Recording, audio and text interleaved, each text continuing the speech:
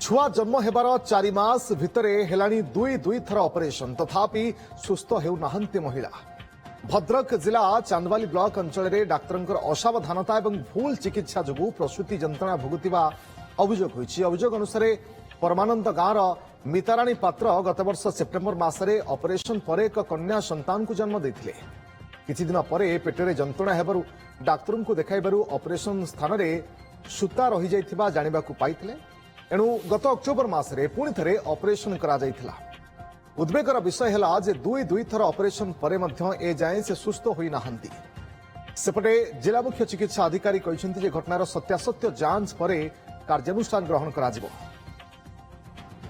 घर को आसिली मासे 1.5 मास पर से पाचिला से जगह पाची टुल टुल टुल फुलिला पुणी पुणी सेकेंड थर ऑपरेशन हैला पुणी ठीक 3 मास पर पुणी पूजौची पाचुची भल परिवर्तन रोगी आहरी दिन दिन डरी जाऊँ पूजटा सुखु नहीं से इन्फेक्शन करुचे कौन करुचे आमे जानी पारुनु जेहेतु डिटेल इन्वेस्टिगेशन होबो हला आ तार से आसले जे तार ड्रेसिंग फेसिंग पई सेटा कुआ हिते मत कर तो अछि ड्रेसिंग गुडा करिवो सेटा होती सेकेंडरी स्किन वुंड गैप तक कहती वुंड गैप हाँ हाँ होउची ना एमती ही करिवो।